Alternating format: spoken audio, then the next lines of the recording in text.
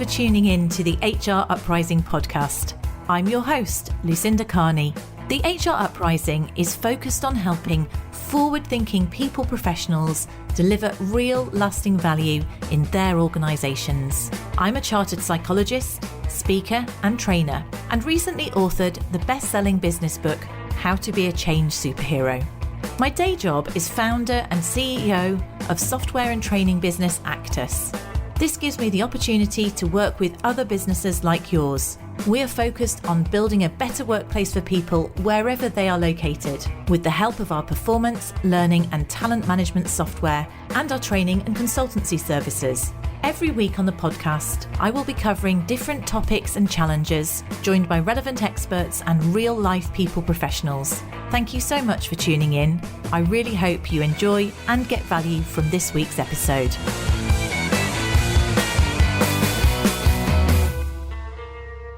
Hello and welcome to this week's HR Uprising podcast. And this week we're talking all about the topic of emotional intelligence. And I'm delighted that I've got Dr. Robert Hernandez, who's a Jungian trained licensed psychologist, and he works with HR departments across the world in terms of assessing and developing strong emotionally intelligent leaders. I know you do training, don't you, Robert, and you've worked for various companies. So would you like to say hello and just introduce a little bit about yourself? I'm very jealous you're coming to us from Spain at the moment, aren't you? So a lovely place. Hello, Lucinda. Yes, well, my name is Dr. Robert Hernandez. You can call me Dr. RB or you can call me Robert. I'm a native from Miami, and I have lived in a couple different places in the world that I also call home, like Perth, Australia, and now Spain. And so I just love traveling, getting to meet new people, and especially helping those companies and HR leaders to really select and develop emerging leaders. So our focus is really on new leaders going into the director level and up, and really assessing and looking and developing for that emotionally intelligence that we've been talking about. Great. So I say, and certainly I can see from your traveling, you have to, the people that you work with, clearly is taking you all over the place, hasn't it? So what we were just talking about off air was, I thought it would be useful to maybe define emotional intelligence a little bit, or certainly for you to define it for the purpose of this podcast, because I certainly remember 20 odd years ago the Daniel Goleman books. That's where it really became to prominence. But as I understand it, there's emotional quotient, there's emotional intelligence, and it'd be interesting to know what you as a psychologist would define it as for the purposes of this, and also why it's important. Why is it a useful topic for us to cover on the podcast? Yes, sure.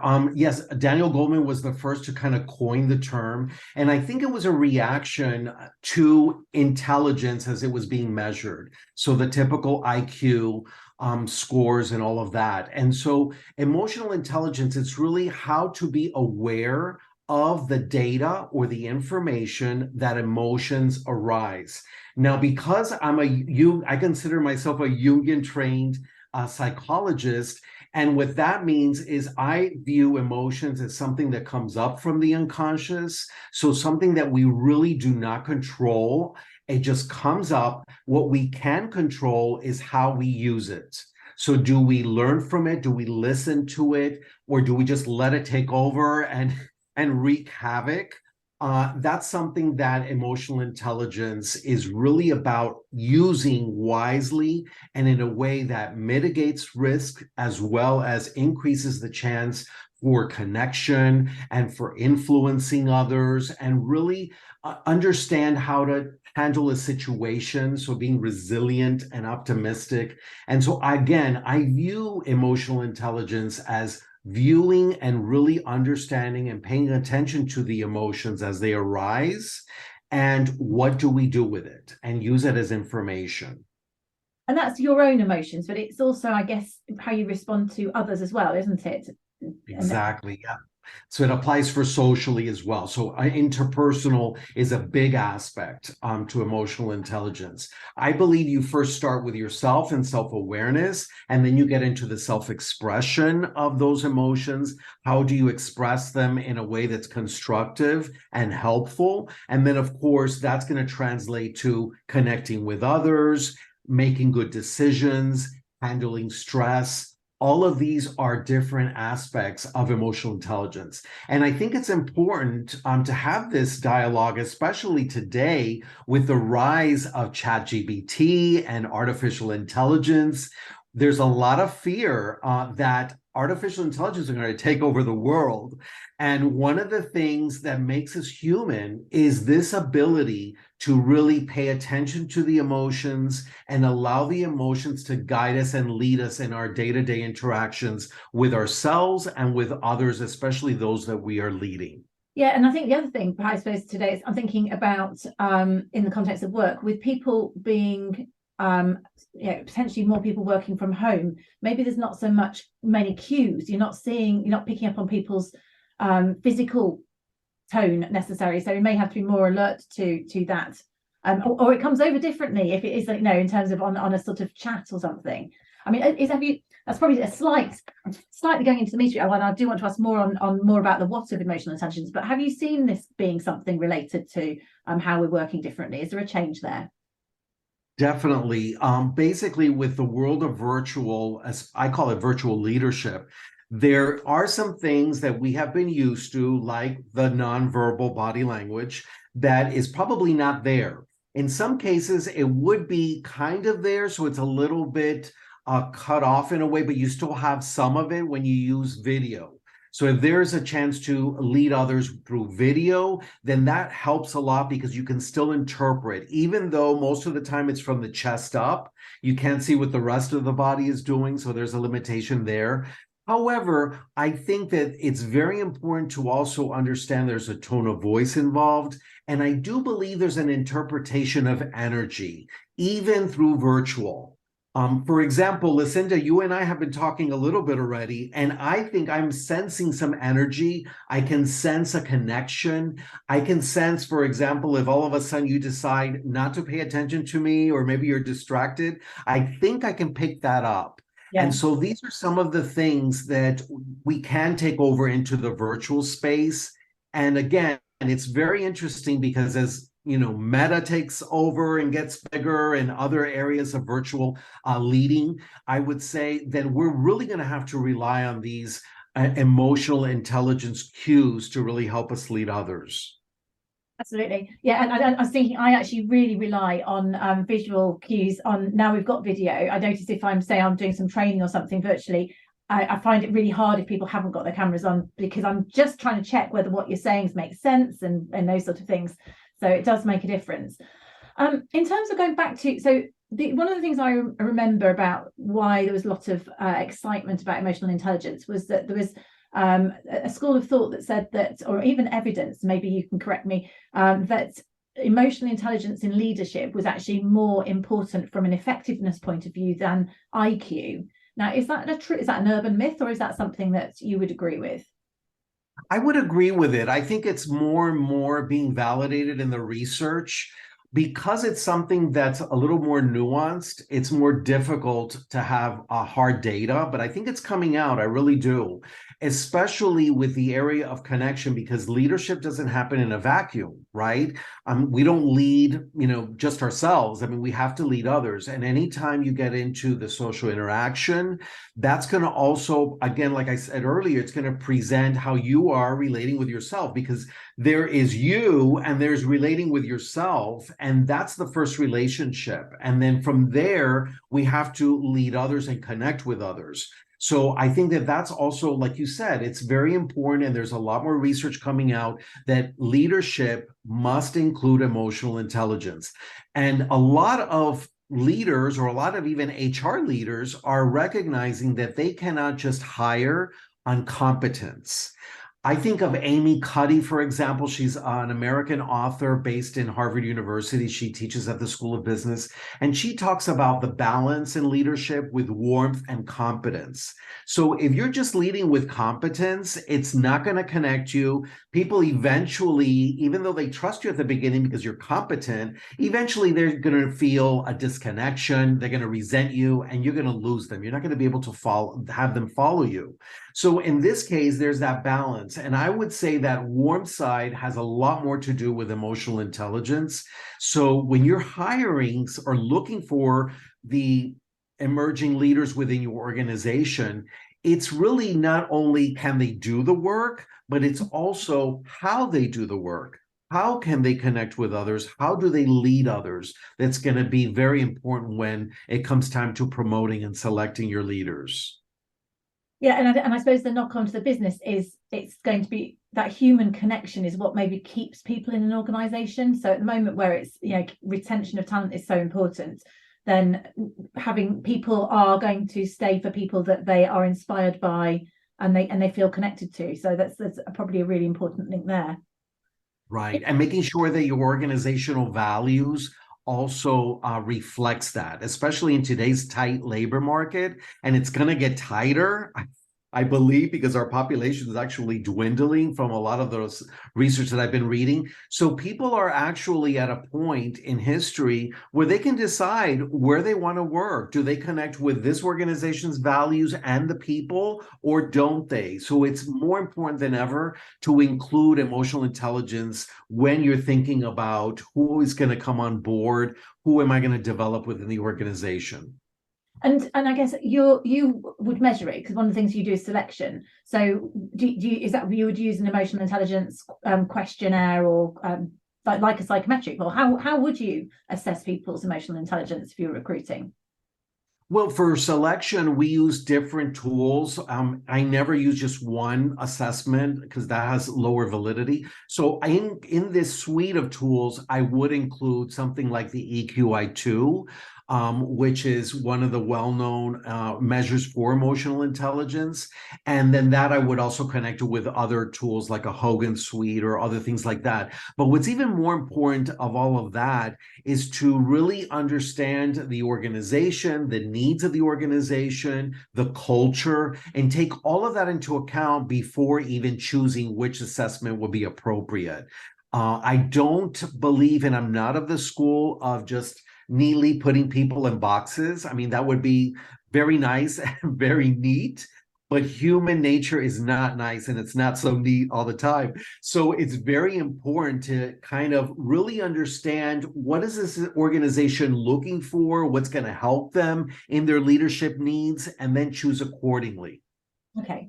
So, and then one of the other things that I often wonder about with the things like the EQI tool that you talked about then, to what extent? So if we went in an intelligence test and it's called, emotional intelligence, then I think people can improve, but they can't radically change their level of IQ. I'm guessing your answer is going to be, of course you can change it, otherwise you wouldn't be making a living out of training people too. But I mean, to what extent are certain people really just find it very, very hard, or to what extent can people develop their emotional intelligence?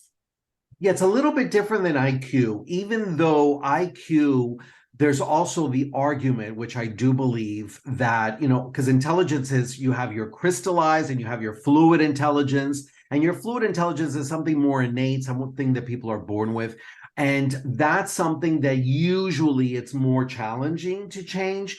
But the crystallized, yeah, you can learn more stuff and use it, and then you'll get a higher score in those areas. So that part I do believe you can change. With emotional intelligence, it's very much based on the moment. So you're given scenarios, and it depends on which one you choose.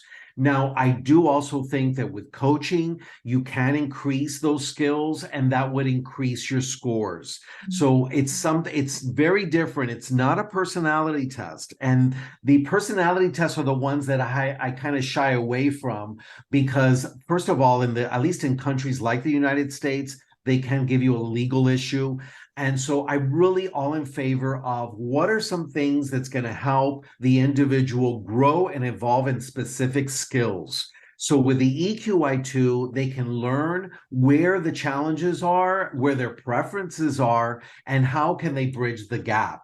And so that's one of the reasons I do like using that tool, because they're able to go back and be coached. And included in the leadership report on this assessment, there are sections for coaching, which I really like. And so that's, so in answer to your question, a long answer is basically, I do think you can learn skills and improve your emotional intelligence for sure. And I guess if you're motivated to, that's half the battle, isn't it? So in terms of self-aware, some people maybe weren't, accept me as they are. It's a different style of leadership is expected now in terms of that sort of thing, to connect with people, to take people with you.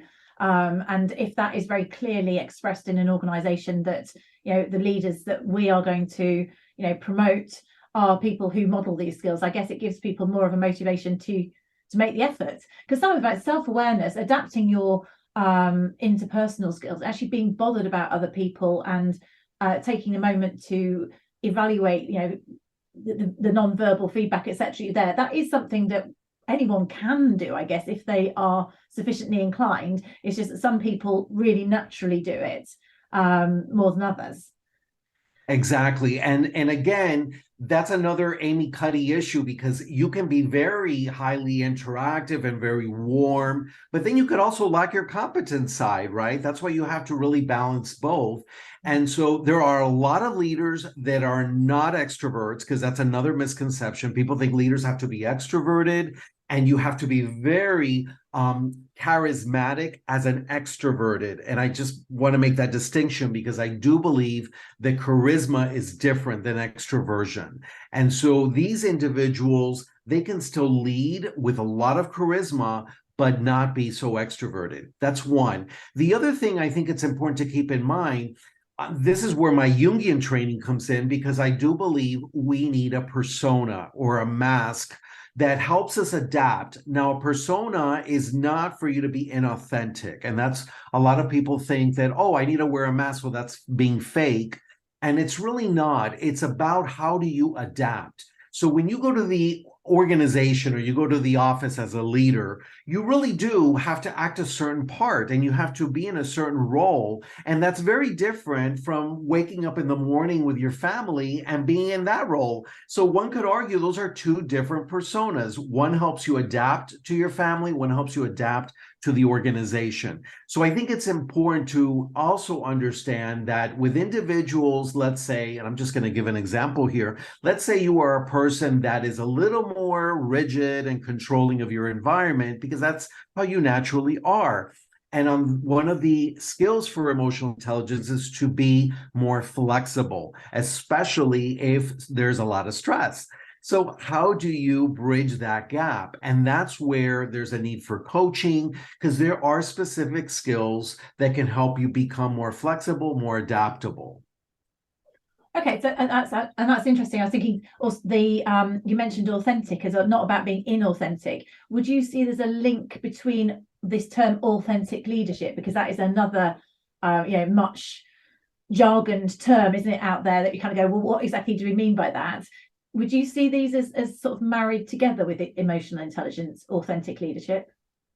Yes, I do, because first of all, like I mentioned before, you need to start off being self-aware. And so self-awareness is really the first step with emotional intelligence. And if you are self-aware, and when I say self-aware, for example, you and I are having a conversation right now, and I'm also aware of what emotions are going on inside of me. Maybe I'm reacting to something you're saying, or maybe it's something positive or something negative. I have to be aware. And as I am increasingly aware of what is happening inside of me, then that's going to connect me better interpersonally. So I'm able to be more vulnerable because I'm stronger. People that have a challenge of being open and vulnerable, which would get in the way of being authentic, I would say, and this is a general statement, but I would say that these individuals probably haven't done a lot of inner work, and they're not so comfortable with what's going on inside of them. So the focus is so much inside that it kind of interrupts the interpersonal aspect. So if you have a leader that is very much self-aware, then they're able to express themselves in a way that helps the relationship or helps them in their role as a leader, then those two right there are very strong and solid to help you deal with the interpersonal and show people who you really are, your essence. And that's part of what I call the ego self-access type leadership, which is something that's part of the work that we do at Influence. Yeah, because actually, do you want to explain a little bit about that? Because I think my natural follow-on question that might actually answer for me. So yeah, tell us about that. It's the ego. What was it called? Ego self-access leadership, and this is also going back to Carl Jung. So the model of Carl Jung very simply is that ego is not a bad thing. It's received a lot of bad rap, and from many people in the psychological world and even in the spiritual world. And the way that I view it is pretty much based on the teachings of Carl Jung, which you need the ego to survive in the world.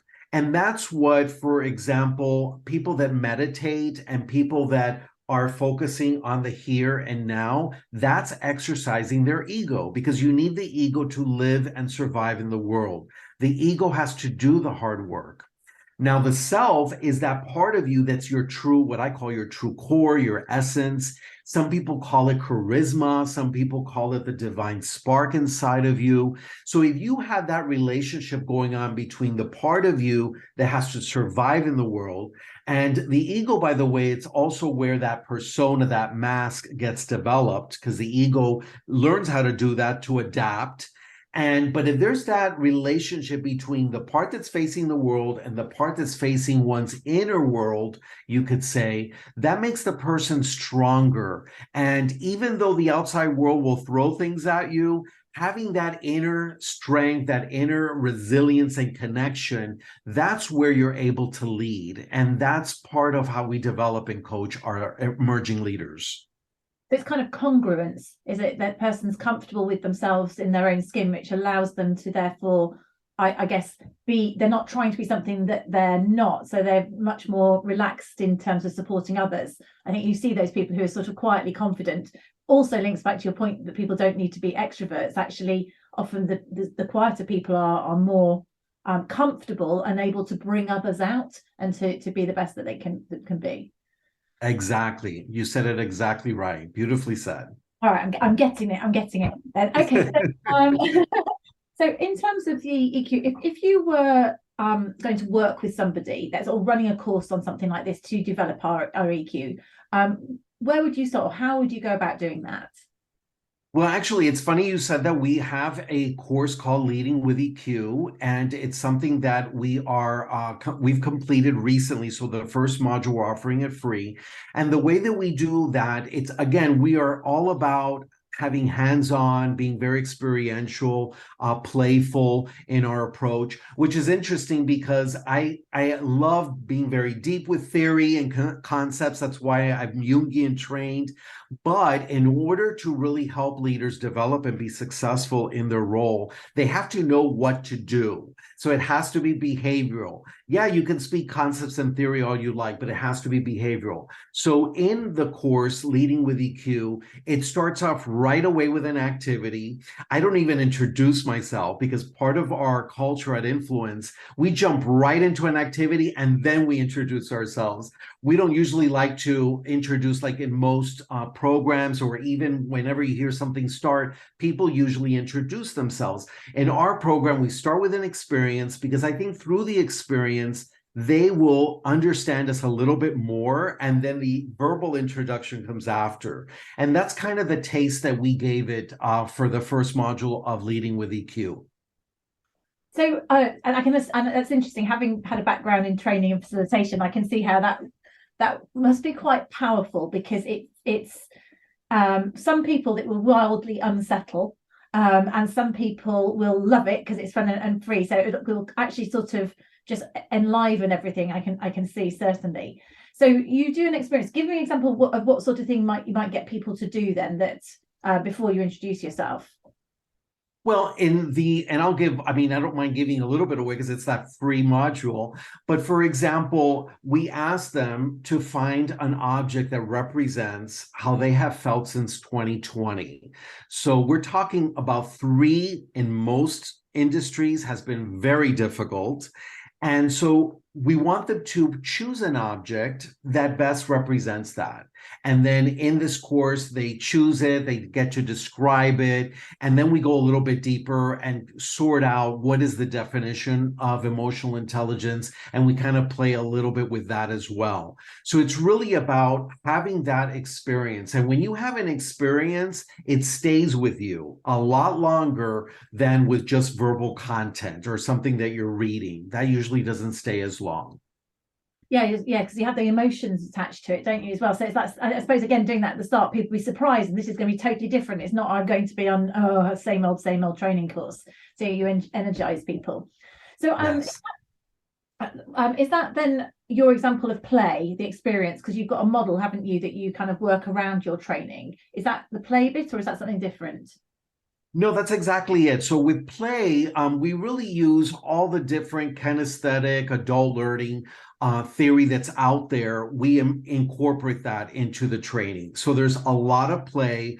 Our interactive lectures, if you want to even call them that, they're about 20 minutes. And I say interactive because even when we are describing a concept, then it's also very interactive. And we get them talking and opening up. And then the play part is to get them physically into whatever they're learning.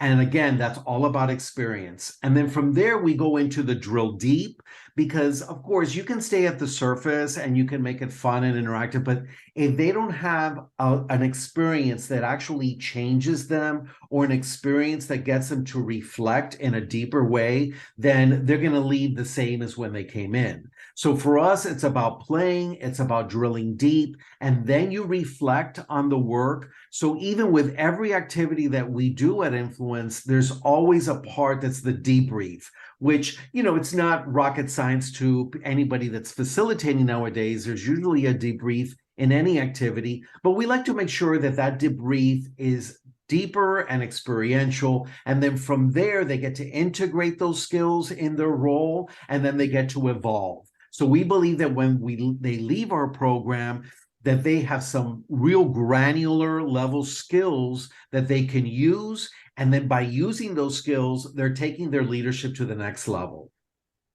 And with you said granular skills there. So I appreciate that the model that makes sense in terms of reflection and deep diving into it. With the granular skills, or when you're designing a program, obviously I recognize that you would design it slightly differently for different organizations, because that would be cultural. And I guess in terms of emotional intelligence, different people, because there are different aspects to it, aren't there? In terms of like whether it's resilience or whether it's about sort of interacting intrapersonal skills or interpersonal skills. Do you sort of have a set of modules that you go into for everybody, and then the coaching differentiates it? Or to what extent do you vary the content, I suppose? You're absolutely right. With every organization, it's tailored. So we don't offer box training programs or things off the shelf like that. We have, and I'm glad you said modules, because all our programs are almost like Lego blocks. So they have 90-minute modules, and then we built on those 90 minutes. And those 90 minutes are all tailored. So for example, we use a lot of vignettes and situations. So we have to have a lot of research and dialogue with people within those organizations. Usually they're subject experts. It could be the HR VP that we're talking to, or they could assign someone to talk with us. I'm just thinking recently we have a client that is also, it's interesting because it's a client that handles virtual HR matters for many different organizations, and they're worldwide. And so we're going to be starting a program next week with them. And we spoke to a subject matter expert that basically told us, you know, these are account managers that they just don't know how to say no. And they're terrified they're going to lose these clients, and then sales is going to be upset with them. And if they break the laws to make the clients happy, or the rules, then you have operations that's breathing down their neck. So these poor people that are caught in the middle, they have to understand, when can I draw the line, and when can I really focus on the product that I'm offering, give a lot of value to that product, and then how does that shape the relationship I'm having with them? Because even in personal relationships, you don't ever give it away. In the U.S., there's that saying where you don't give the cow away and give the milk for free. And so it's something very similar to that. You really mind the relationship is a give and take. So it's for you to say, okay, this is a time where I can give, and this is a time where I draw the line. And that's one of the things, if any of them are listening, they know that those are one of the things that we're going to be talking about. So that would be an example of how we tailor the program to that specific organization. You dial some stuff up and some stuff down. So just, I suppose, as we draw towards the end of the podcast, if you were to reflect on all the training you've done, all the organisations you've worked with, what aspect of emotional intelligence would you say leaders today most need to develop? What's the most common gap that you come across? And have you any tips in terms of how people can improve it? I think one thing is how to speak with your own voice. A lot of leaders, I call them mailbox leaders, and this is not a term I came up. I actually borrowed it from Lisa, who's actually she's in charge now of the program for next week. Lisa basically calls them mailbox leaders, which is when a leader receives some message from a higher up, and this could even be the CEO themselves receiving a message from the board, and all they do is pass it along, just like a mailman would, without stopping it, thinking about it. How do I feel in reaction to this? How am I going to express it? So I would say self-awareness, self-expression are pretty big. That's what we see a lot nowadays. There's either the tendency to kind of please as many people as you can, which is one side. And on the other side, you just want to control as many people as you can to just make it easy for yourself. And they're both kind of out of whack. So self-expression, self-awareness, and then I would also even add that interpersonal piece. And under that, I would say assertiveness training, which is where you draw the line, which is something I'm going to do next week. And how do you really hold people accountable? So if somebody says they're going to do something, get them to commit to a date and get them to say, what specifically are you going to do? Tell me in your own words what you are going to do. And they have to spell it out for you, give yourself a date, and then you meet shortly after that date and you assess, did you do what you say you were going to do? Is it exactly how you thought it would be? Did you plan it the right way? Those are all kind of different questions that they could grapple with. And this could be done in a coaching session or with one of our follow-ups, because we also offer follow-ups to every program that we do about 45 days out, just to assess, has the learning changed anything? Has it sunk in? Are they behaving differently? Is their leadership role a lot better? And so we always offer these 45-day out kind of follow-up sessions. So we get to see them there. So I would say those are the ones that really pop up lately would be that self-awareness, self-expression, and then the interpersonal, especially in the areas of assertiveness. Yeah, I was just reflecting then, because I was working on a 360 questions for a client this morning, and I thought that whole thing about holding accountable is actually really quite hard. It's relatively easy to sort of appear to walk the talk, to model the right behaviors, but then actually making sure that things happen is holding people accountable in a kind but really consistent way. It is a skill. It's a real art, and I can see that that's something challenging. And being sort of confident / assertive enough to do that and to make things change. That's probably, when I think about it, the difference between really effective cultures and organizations where they have leaders that do that, and less effective ones where misbehavior is kind of ignored, that it's not picked up. I think I can see how that's really, really important. I like that. I think I'm going to take away, Lucinda, I'm sorry I interrupted you. I'm going to take away the kind and consistent. I think that is really well said. I really like how you put it. I think consistency is one of the things that actually is really hard to do. I find it personally really hard to do because I like change, but it's the thing that makes a difference for people to have trust, right? It's in terms of people being able to trust that things are going to happen and happen in a repeatable basis. And people do things because they know you're going to ask the question. Whereas if they think, oh, I can ignore it because it'll go away, then nothing changes, does it? So yes, I think it's a personal challenge. That's maybe my EQ personal challenge, but certainly I know it makes a difference to things happening. Yes. Well, Robert, it's been really great having you on the podcast. I've much appreciated your expertise and your sharing all of your insights there. Would you like to share, for the benefit of the audience, how people can get hold of you? And also, you mentioned there's some free resources on your website. Would you like to just point people to those?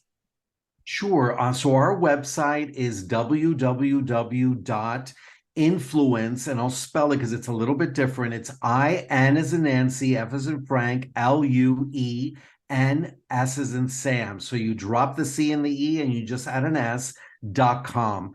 And there's some free resources. And like I mentioned before, there is a link that will take you to the Leading with EQ, which is our latest course. And that's pretty much course design because it's been on demand for about 2 years, virtually as well as in person, but we're actually going to do it on demand.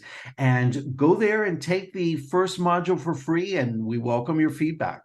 Brilliant. Thank you. That's great. And we'll put the links in the show notes for people. And of course, I'll put your LinkedIn profile in the show notes as well, shall I, Robert? So if people want to link into you, I guess they can get you through the website too. Yes. Super. So thank you so much for joining. Enjoy your travels over the next few weeks. And really appreciate you coming on the HR Uprising podcast. Thank you, Lucinda. It was great. Thank you. I really hope you found this week's episode useful and enjoyable.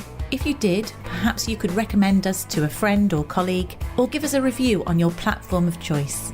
It really helps new listeners to find us. Now, you can access links to any of the information mentioned in this show via the website www.hruprising.com. Further free resources are also available at www.actus.co.uk. There you can also find out more about our software and training solutions. Finally, why not join our LinkedIn group, the HR Uprising, to share ideas and collaborate with other like-minded people professionals. Thank you for listening to the HR Uprising podcast.